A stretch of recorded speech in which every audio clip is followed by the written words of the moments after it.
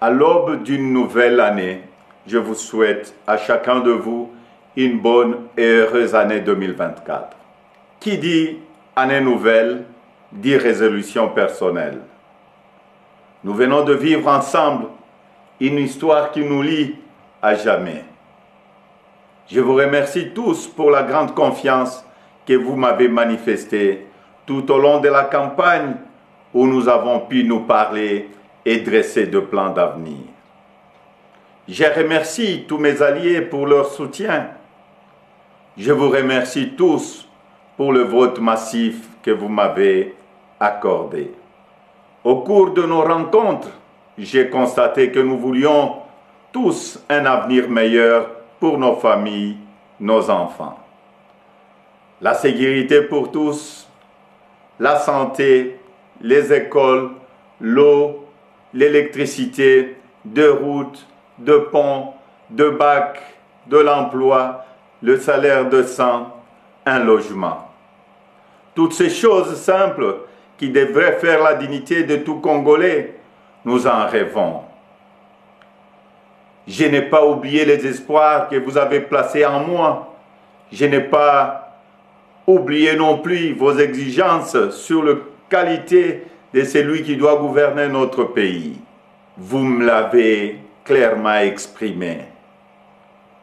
Vous voulez que le pays soit dirigé par des hommes intègres, ayant le sens de la justice et du bien commun. Vous exigez qu'on vous rende compte et qu'on vous associe plus étroitement à la gestion du pays, tant au niveau national, provincial que local. Lors de cette campagne, j'ai pris vis-à-vis de vous un engagement, celui de changer le Congo. Je n'entends pas le trahir. Depuis le braquage électoral du 20 décembre, dont nous sommes tous victimes, nous vivons une énième usurpation de notre souveraineté. De partout, j'entends monter des cris d'indignation, des cris de contestation, des cris de colère, des cris d'exaspération. Au mépris de l'expression populaire, un régime issu de la fraude, de la tricherie et du fait accompli veut s'imposer à nous. Il n'en sera jamais question, absolument jamais.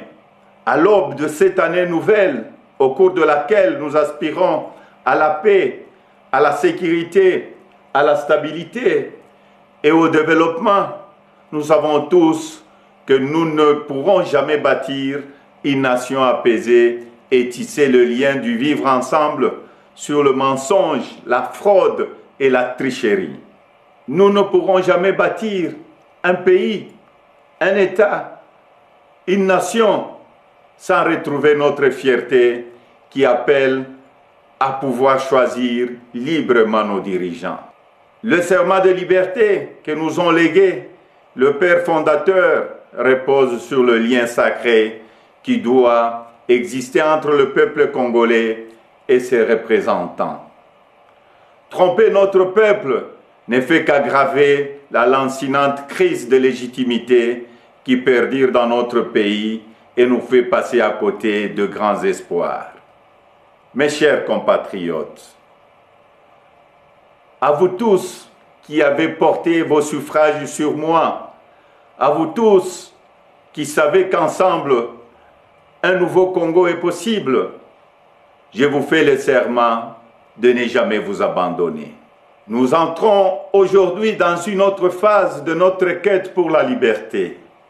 Nous devons ensemble soustraire notre pays demain de la prédation, de la corruption, de la gabegie et de toutes les injustices. C'est pourquoi, avec d'autres compatriotes, avec les forces sociales et politiques et prise de liberté, un sursaut citoyen est nécessaire.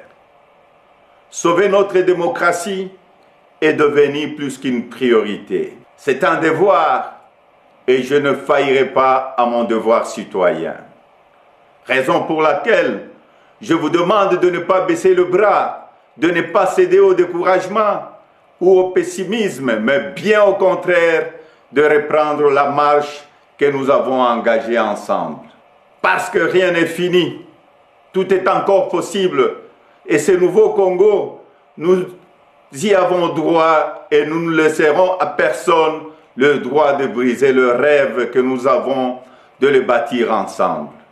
Notre Constitution nous invite à nous opposer à tout groupe d'individus qui veut prendre le pouvoir et s'y maintenir en dehors de la volonté du peuple congolais.